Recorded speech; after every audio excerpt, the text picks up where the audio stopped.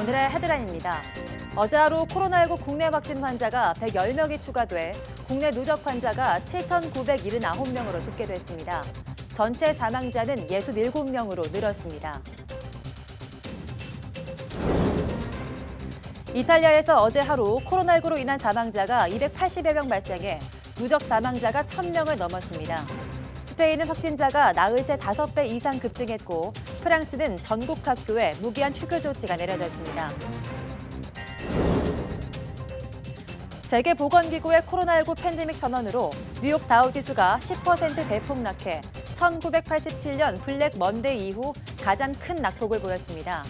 우리나라 증시도 동반 급락하며 투자 심리가 급격하게 얼어붙고 있습니다. 마스크 오브제 시행 닷새째인 오늘은 출생연도 끝자리가 5와 0인 사람이 약국에서 공적 마스크를 살 수 있습니다. 오늘까지 공적 마스크를 사지 못한 사람은 주말에 출생연도와 관계없이 마스크를 살 수 있습니다.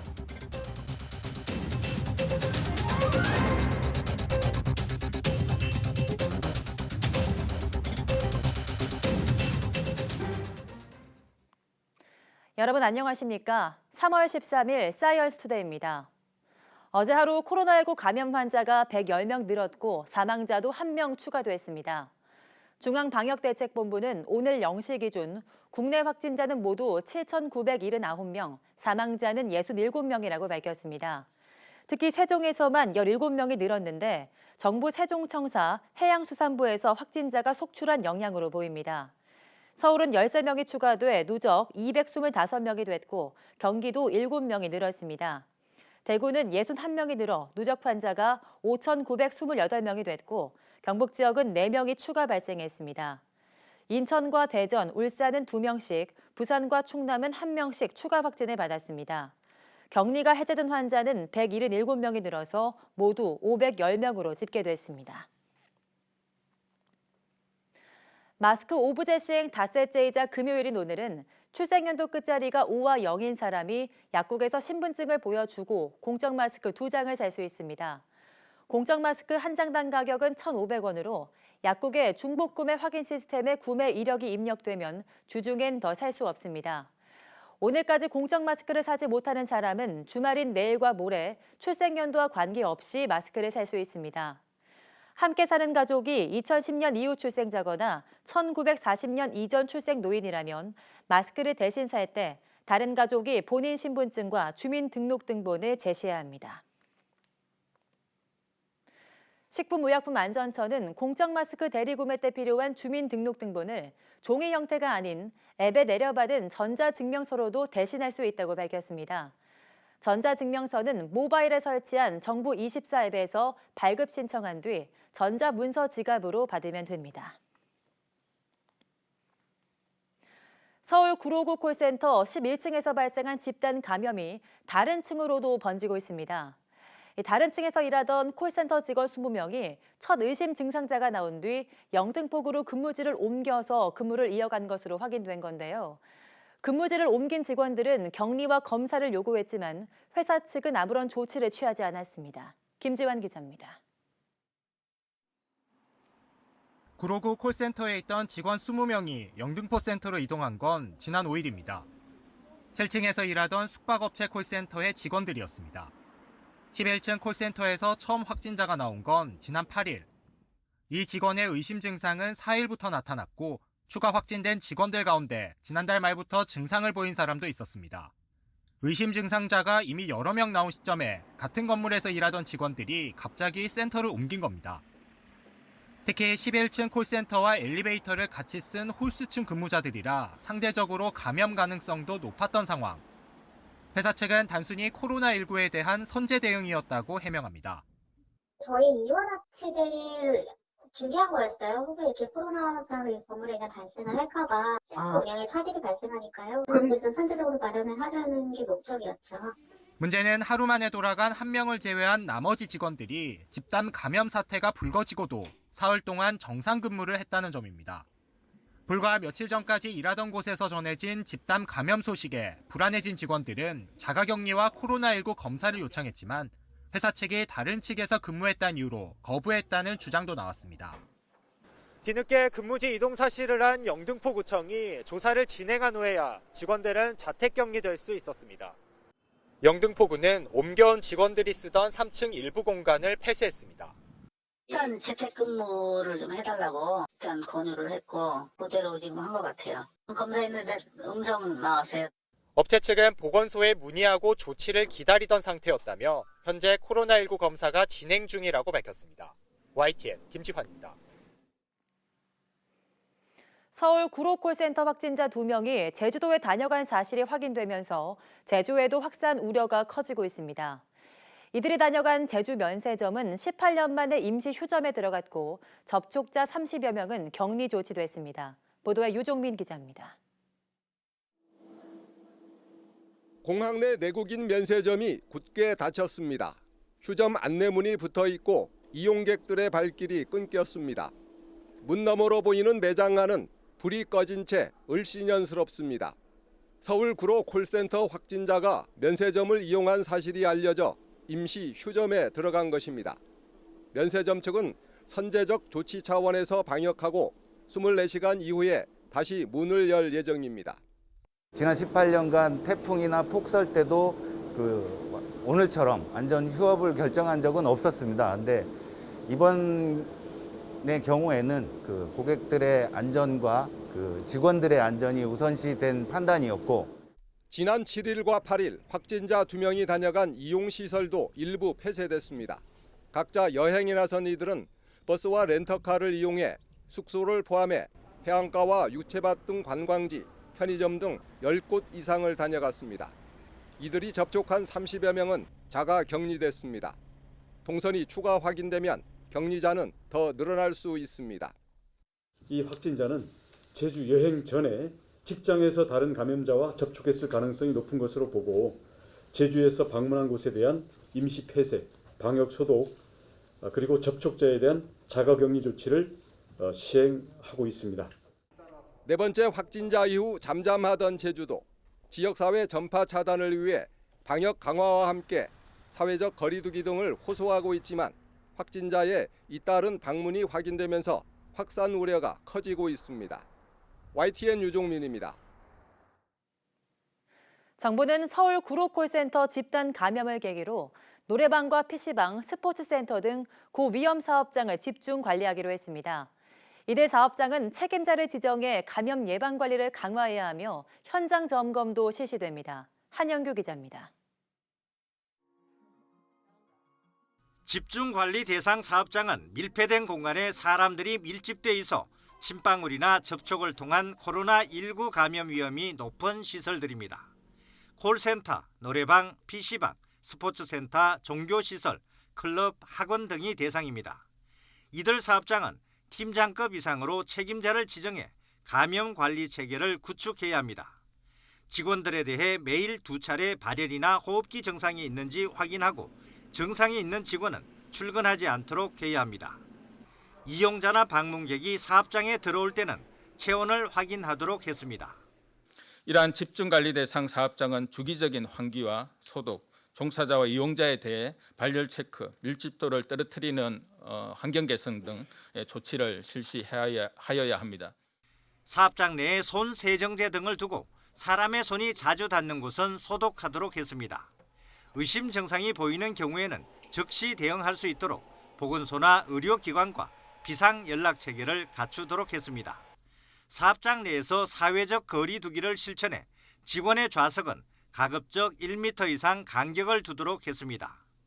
중앙방역대책본부는 이 같은 사업장 집중관리 지침을 바탕으로 각 부처에서 세부 관리 지침을 만들고 지자체에서 현장 점검을 실시해 이행 여부를 확인하기로 했습니다. YTN 한윤규입니다.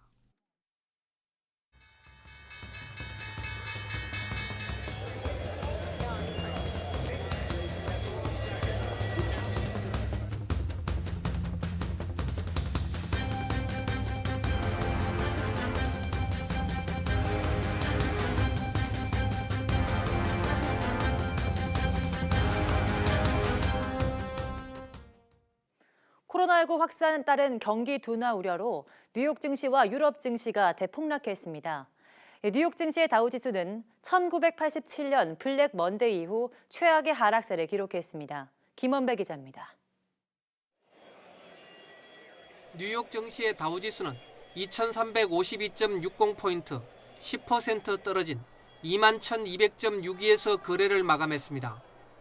다우지수의 오늘 낙폭은 22%가 폭락한 지난 1987년 블랙 먼데이 이후 가장 컸습니다. 스탠더드 앤드 푸어스 500 지수는 9.5%, 나스닥 지수는 9.4% 각각 폭락했습니다. 뉴욕 증시는 개장 5분 만에 스탠더드 앤드 푸어스 500 지수가 7% 이상 폭락하면서 주식 거래가 15분간 중단되는 서킷 브레이크가 사흘 만에 또 발동됐습니다. 미국 중앙은행인 연방준비제도가 1조 5천억 달러의 단기 유동성 추가 공급을 발표했지만 뉴욕 증시의 폭락을 막지 못했습니다. 미국의 경제 채널 CNBC는 도널드 트럼프 대통령의 대국민 연설이 코로나19로 인한 경기 둔화 우려를 진정시키지 못하면서 뉴욕 증시가 폭락했다고 전했습니다. 유럽 증시는 미국의 유럽인 30일 입국 금지와 유럽 중앙은행의 기준금리 동결에 대한 실망감으로 뉴욕 증시보다 더 큰 폭락 장세를 보였습니다. 영국 런던 증시는 10.9%, 프랑스 파리 증시는 12.3%, 독일 프랑크푸르트 증시는 12.2% 각각 폭락했습니다. 유럽에서 코로나19가 가장 심각한 이탈리아 증시도 약 17% 폭락했습니다. YTN 김원배입니다. 코스피와 코스닥 지수가 개장 직후부터 동반 폭락하면서 시장 매매 거래가 일시 중단됐습니다. 한국거래소는 코스닥 시장 급락에 따라 매매 거래를 일시 중단하는 1단계 서킷 브레이커를 발동했습니다.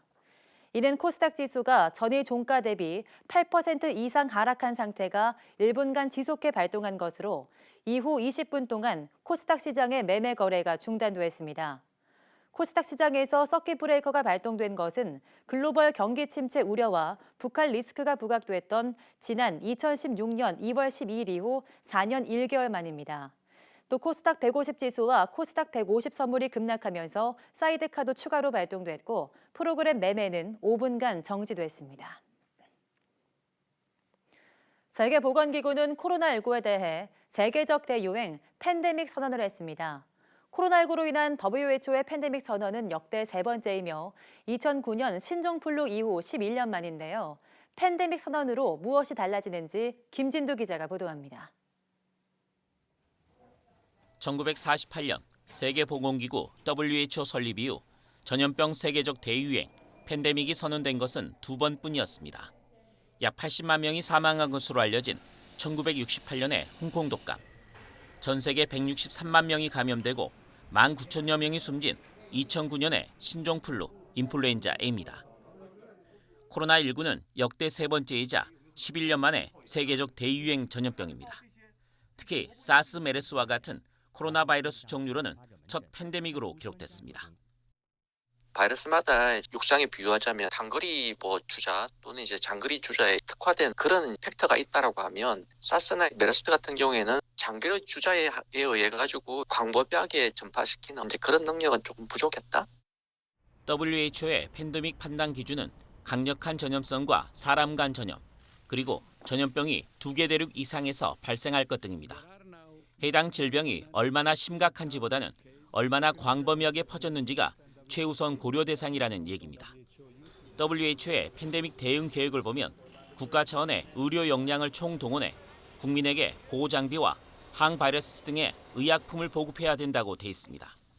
공고사항일 뿐 강제력을 지닌 것은 아닙니다. 다만 WHO의 팬데믹 선언을 계기로 전염병 대응의 초점이 확산 차단보다는 치료와 억제라는 환자 관리로 전환된다는 것을 시사합니다. YTN 김유두입니다. WHO의 코로나19 대유행 선언으로 각국의 대응이 한층 강화되고 있습니다. 전문가들은 코로나19가 아직 정점에 다다르지도 않은 만큼 장기전에 대비할 전략도 필요하다고 지적합니다. 권남기 기자입니다. 대유행은 선언됐지만 아직 정점은 아닌 것으로 보입니다. 전 세계 인구의 절반 이상이 감염될 정도로 진행될 거라는 전망이 나오고 있어서입니다. 미국이나 유럽의 많은 전문가들도 40 내지 70%가 감염될 정도로 진행될 가능성이 있다. 때문에 조기 종식을 기대하지 말고 장기전을 준비해야 한다는 지적이 나옵니다. 목표는 피해 최소화에 두라는 게 전문가들의 얘기입니다. 오히려 더 중요한 건 더 확산을 막고 빨리 환자를 찾아내서 잘 치료하는 것. 그것이 더 중요한 것이거든요. 고령자이거나 만성질환이 있는 분들, 특히 검사를 한다고 하더라도 이제 선별적으로 이런 분들이 더 우선순위를 가져야 할 것이고. 대구, 경북 상황을 경험 삼아 최악의 시나리오를 준비해야 한다고도 말합니다. 한꺼번에 환자가 발생해 사망자 최소화로 큰 틀의 전략은 세웠지만 결국 병상 부족으로 자가 격리자가 속출하면서 2차 감염자, 사망자가 급증했던 점을 고려해야 한다는 겁니다. 따라서 최근 발생한 구로 콜센터 집단 감염 상황을 예의주시하면서 수도권 지역은 병상과 의료진, 장비 확충에 신경 써야 한다는 지적입니다. 수도권의 의료, 병상이나 의료진이 감당할 수 있는 최대 허용치 미만에서 그 이하에서 환자가 통제가 돼야 되거든요. 수도권에서는 그런 일이 벌어지면 사실 어디 대신 감당해 줄 지역이 없어요. YTN 권남기입니다.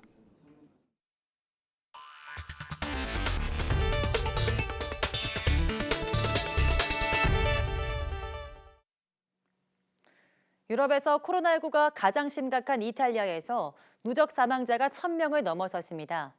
이탈리아 보건당국은 현지 시각 12일 오후 6시 기준으로 이탈리아 전국의 누적 확진자 수가 15,113명으로 집계됐다고 밝혔습니다. 또 누적 사망자는 1,016명으로 파악됐습니다. 누적 사망자가 1,000명을 넘어선 것은 지난달 21일 북부 롬바르디아주에서 첫 지역 감염이 확인된 이래 20일 만입니다. 이탈리아의 확진자 수는 하루 전보다 2,651명, 21.2% 증가했습니다. 사망자 수는 하루 전보다 189명, 22.8% 늘어났습니다. 하루 기준으로 신규 확진자 수와 신규 사망자 수 모두 통계를 집계한 이래 최대치를 기록했습니다. 프랑스 정부가 코로나19 확산 저지를 위해서 오늘 16일부터 초중고와 대학 등 각급 학교에 추가 조치가 있을 때까지 무기한 휴교를 결정했습니다. 오는 15일과 22일로 예정된 지방선거는 예정대로 치르기로 했습니다.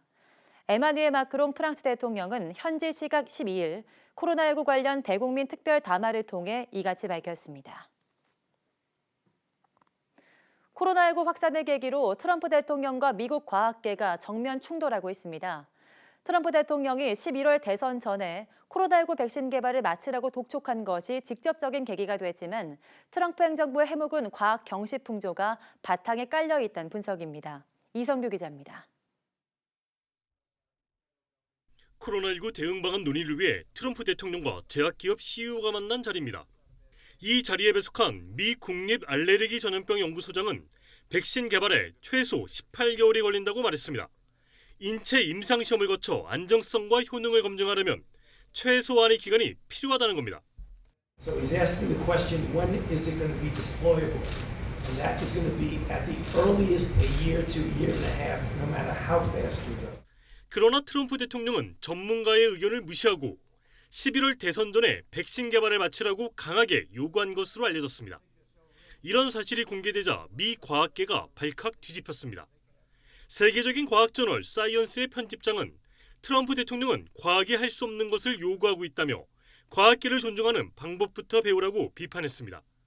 특히 3년 전 백신 무용론을 공개 언급한 사실까지 들춰내며 트럼프 대통령이 코로나19를 계기로 백신 신봉자가 됐다고 비아냥거렸습니다. 미 과학계의 이 같은 비판은 트럼프 행정부의 과학 경시 풍조와 무관하지 않습니다. 먼저 트럼프의 핵심 공약인 반이민 정책이 해외 우수 과학 인재의 미국 유입을 막는다는 것이 미 과학계의 시각입니다. Future immigrants will be required to learn English and to pass a civics exam prior to admission. 여기에 트럼프 행정부는 지난 4년간 질병통제예방센터와 국립보건원 등 과학 관련 예산을 줄곧 삭감해왔습니다.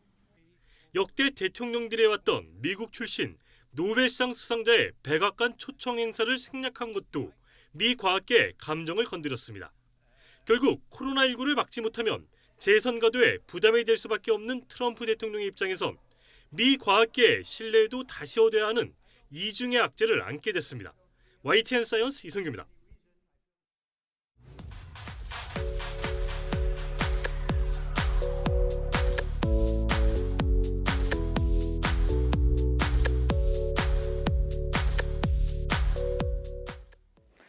고종 황제가 가장 즐겨 마시던 음료가 뭔지 아십니까?